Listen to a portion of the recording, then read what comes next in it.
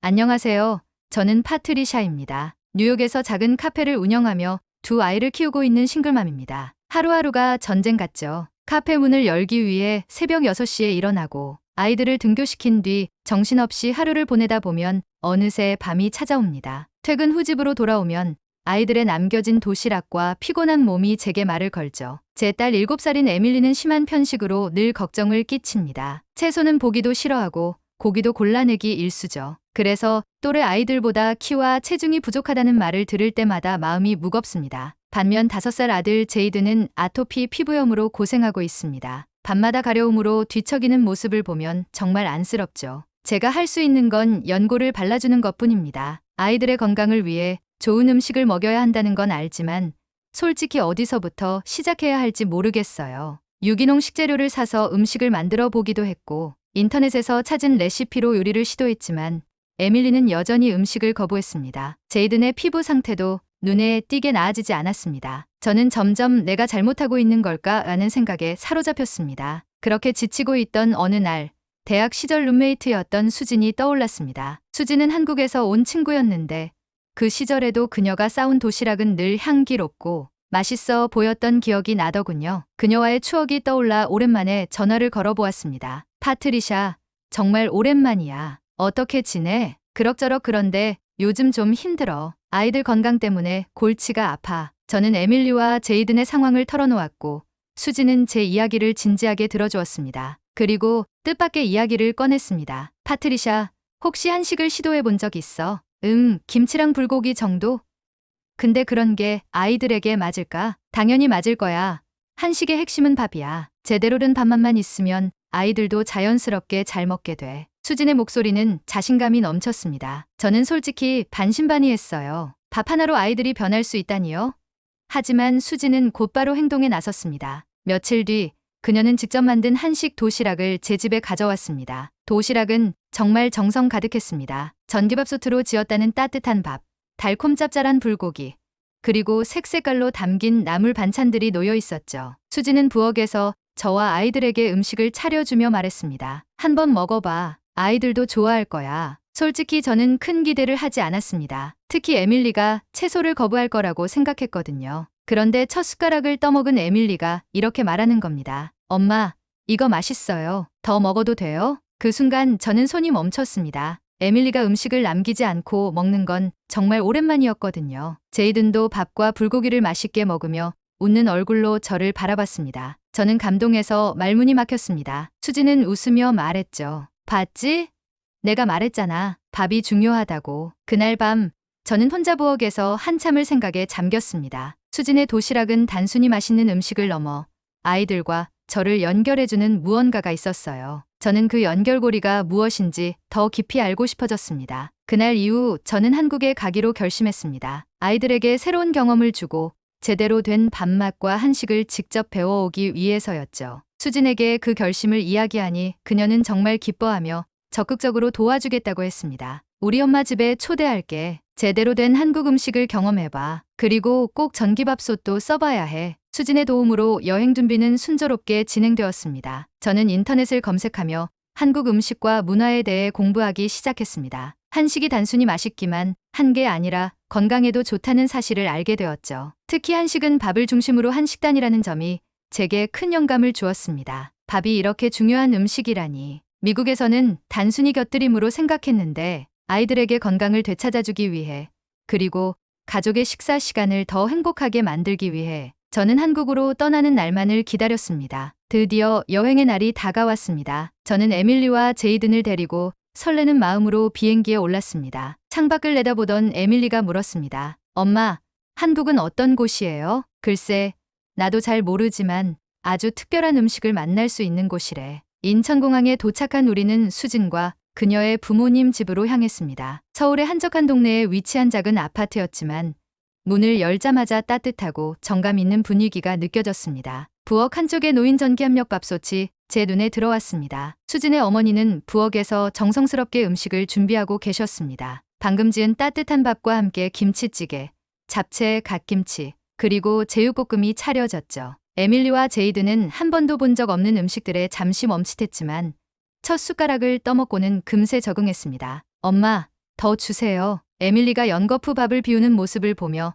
저는 눈물이 날 뻔했습니다. 이렇게 아이들이 변할 수 있다는 걸 미처 몰랐어요. 수진의 어머니는 웃으며 밥솥을 가리키며 말했습니다. 이 밥솥이 우리 가족의 보물이랍니다. 밥맛이 좋아야 다른 음식도 맛있게 느껴지거든요. 파트리샤 씨도 집에 돌아가면 꼭 써보세요. 그날 밤 저는 마음을 굳혔습니다. 미국으로 돌아가서도 이 밥맛과 한식을 우리 가족의 식탁에 올리겠다고요. 한국에서의 첫날 밤 저는 수진 어머니가 만들어주신 따뜻한 밥 한 그릇을 떠올리며 한참을 생각했습니다. 아이들이 그렇게 맛있게 먹는 모습을 본 게 언제였는지 기억도 나지 않았거든요. 밥맛 하나가 이렇게 큰 변화를 가져올 수 있다니 놀라웠습니다. 저는 결심했습니다. 한국에서 이 밥맛과 요리법의 비밀을 제대로 배우고 미국에서도 이 변화를 이어가야겠다고요. 다음날 아침 수진 어머니는 부엌에서 저를 부르셨습니다. 그녀는 전기압력밥솥을 가리키며 말했습니다. 파트리샤, 밥맛이 얼마나 중요한지 어제 보셨죠? 오늘은 직접 해볼래요? 그녀는 쌀 씻는 법부터 차근차근 가르쳐 주셨습니다. 저는 단순히 쌀을 씻고 물을 맞추는 과정일 거라고 생각했지만 그 안에는 놀라울 정도로 섬세함이 담겨 있었습니다. 쌀은 정성이 담길수록 더 맛있어져요. 물을 바꿀 때마다 쌀도 점점 깨끗해지죠. 이게 바로 밥맛의 시작이에요. 저는 그녀의 말을 따라 쌀을 씻으며 이 과정이 단순히 기술이 아니라 마음을 담는 일이라는 걸 깨달았습니다. 밥이 완성되었을 때 솥뚜껑을 열자 따뜻하고 구수한 밥 냄새가 부엌을 가득 채웠습니다. 그 향기를 맡으며 저는 수진 어머니를 보며 말했습니다. 이 밥맛을 미국에서도 똑같이 만들 수 있을까요? 그녀는 웃으며 대답했습니다. 이 밥솥이 있으면 가능해요. 중요한 건 밥을 짓는 정성이에요. 밥맛을 배운 뒤 저는 본격적으로 한식 요리를 배우기 시작했습니다. 첫 번째 도전은 비빔밥이었습니다. 비빔밥은 다양한 색깔의 재료를 골고루 준비하는 게 중요해요. 눈으로도 먹는 음식이거든요. 수지는 이렇게 말하며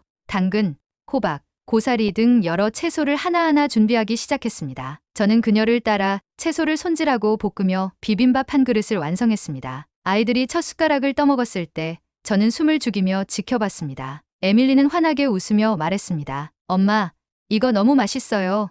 색깔도 예뻐요. 제이든도 고개를 끄덕이며 한마디 했죠. 엄마, 나도 요리 도와줄래요. 그 다음 도전은 된장찌개였습니다. 수진 어머니는 된장찌개의 핵심은 국물 맛이라고 강조하셨습니다. 멸치와 다시마로 국물을 우려내는 게 가장 중요해요. 그리고 된장은 한 번에 많이 넣지 말고 조금씩 넣으면서 맛을 봐야 해요. 처음에는 간이 맞지 않아 몇 번이나 맛을 보며 조절해야 했습니다. 하지만 완성된 된장찌개를 아이들이 맛있게 먹는 모습을 보니 모든 수고가 보람으로 바뀌었습니다. 물론 모든 요리가 처음부터 잘 된 건 아니었습니다. 밥이 너무 질거나 반찬에 간이 맞지 않아서 아이들이 고개를 갸웃거리며 말했을 때는 실망스럽기도 했습니다. 엄마, 이건 조금 짠 것 같아요. 에밀리의 솔직한 말에 저는 속으로 한숨이 나왔습니다. 하지만 수진 어머니는 제 실수조차도 따뜻하게 받아주셨습니다. 요리는 실수를 통해 배우는 거예요. 중요한 건 포기하지 않는 거죠. 그리고 아이들이 엄마가 만든 음식을 먹으며 느끼는 사랑이 가장 큰 재료랍니다. 그 말은 제게 큰 위로가 되었습니다. 그날 밤 저는 다시 밥을 짓고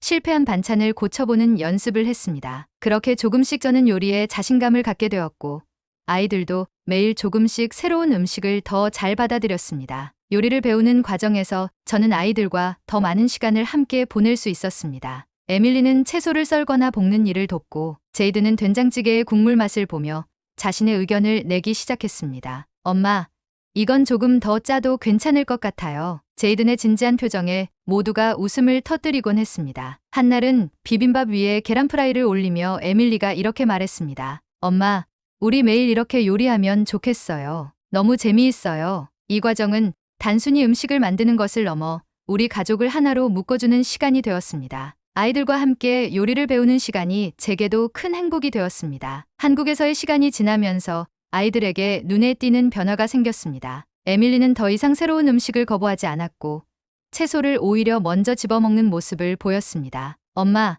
이건 어떤 채소예요?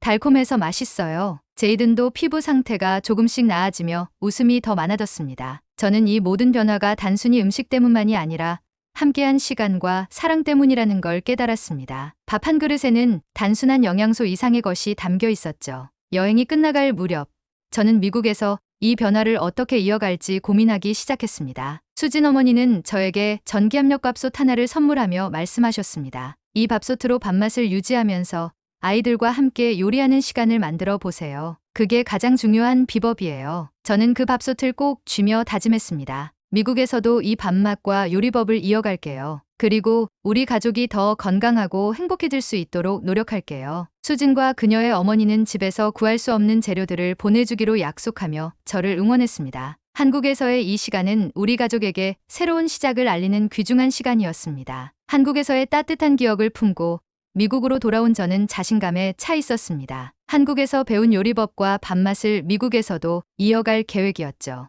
아이들도 저처럼 설렘을 감추지 못했습니다. 엄마, 우리 집에서도 한국에서 먹었던 밥처럼 만들어주세요. 에밀리의 말에 저는 웃으며 대답했습니다. 그럼 우리 집 식탁도 더 맛있고 건강해질 거야. 그러나 귀국 후 첫날, 저는 예상치 못한 큰 난관에 부딪히게 되었습니다. 미국에 도착한 날, 저는 근처 가전 매장에서 전기밥솥을 구매했습니다. 한국에서 사용했던 것과 비슷하게 생겼고 기능도 간편해 보였죠. 쌀을 씻고 물을 맞추며 한국에서 배운 대로 밥을 지어봤습니다. 밥이 완성되었을 때 뚜껑을 열자 따뜻한 밥 냄새가 나긴 했지만 뭔가 부족하다는 느낌이 들었습니다. 한 숟가락 떠먹었을 때 저는 당황했습니다. 이게 뭐지?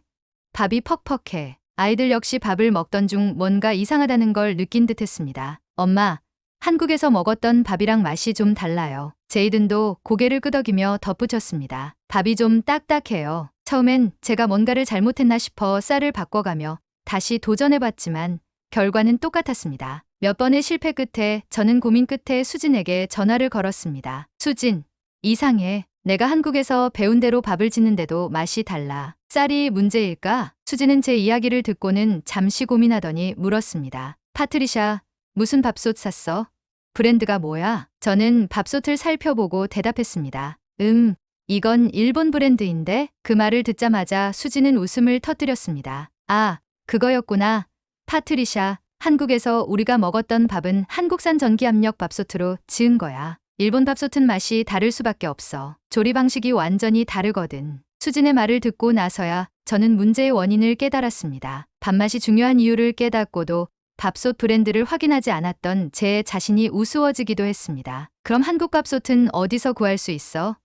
미국에서도 살 수 있겠지? 수진은 저를 안심시키며 한 온라인 쇼핑몰을 추천해줬습니다. 며칠 뒤 드디어 한국산 전기압력 밥솥이 도착했습니다. 상자를 열며 한국에서 수진 어머니와 함께 밥을 짓던 기억이 떠올랐습니다. 밥솥을 세팅하며 다시 쌀을 씻고 물을 맞췄습니다. 이번에는 한국에서 배운 대로 정성을 담아 밥을 지어보았습니다. 밥솥이 작동하며 내뿜는 김과 소리는 어딘가 익숙하고 따뜻하게 느껴졌습니다. 밥이 완성되었을 때 뚜껑을 열자 부엌을 가득 채운 구수한 밥 냄새에 저는 안도감이 밀려왔습니다. 아이들이 밥을 한 숟가락 떠먹고는 환하게 웃으며 말했습니다. 엄마, 이제 제대로예요. 이 밥 진짜 맛있어요. 그 순간 저는 비로소 한국에서 먹었던 그 밥맛을 재현해냈다는 기쁨과 자신감을 느꼈습니다. 밥맛을 되찾은 저는 본격적으로 한국에서 배운 한식 요리법을 시도하기 시작했습니다. 첫 주는 비빔밥, 그 다음 주는 된장찌개, 그리고 그 다음 주는 불고기를 만들어 보았습니다. 요리를 하며 아이들과의 시간이 늘어났습니다. 에밀리는 채소를 손질하며 도움을 줬고 제이드는 반찬을 예쁘게 접시에 담는 역할을 맡았습니다. 엄마, 제가 더 예쁘게 담아볼게요. 제이든이 고사리를 정성스럽게 올려놓으며 말했을 때 저는 웃음을 참을 수 없었습니다. 시간이 지날수록 아이들에게도 긍정적인 변화가 나타났습니다. 에밀리는 더 이상 편식을 하지 않았고 채소를 오히려 먼저 집어먹기 시작했습니다. 엄마, 이건 어떤 채소예요? 맛이 달콤해서 좋아요. 제이든 역시 피부 상태가 점점 나아지면서 밝고 활발해졌습니다. 저는 밥 한 그릇이 가져다준 변화를 보며 뿌듯함을 느꼈습니다. 한국에서 시작된 이 작은 변화가 우리 가족을 더 건강하고 행복하게 만들어주고 있었습니다. 밥솥과 한식을 통해 우리 가족의 삶이 변화하는 모습을 보며 저는 이 경험을 다른 사람들과도 나누고 싶어졌습니다. 그래서 한식 관련 유튜브 채널을 개설했습니다. 첫 번째 영상은 간단한 비빔밥 레시피와 함께 한국산 밥솥의 중요성을 다뤘습니다. 이 밥솥은 단순한 가전제품이 아니라 우리 가족을 건강하게 만들어준 작은 기적이에요. 여러분도 한번 사용해보세요. 영상은 점차 반응을 얻기 시작했고 많은 사람들이 댓글로 우리 가족도 한식을 시도해보고 싶다는 반응을 남겼습니다. 이와 함께 저는 지역 주민들을 대상으로 한식 워크숍을 열어 밥맛의 중요성과 한식 요리법을 소개했습니다. 한 참가자는 제게 이렇게 말했습니다. 밥이 이렇게 중요한 음식인 줄 몰랐어요. 저도 이 밥솥을 사용해서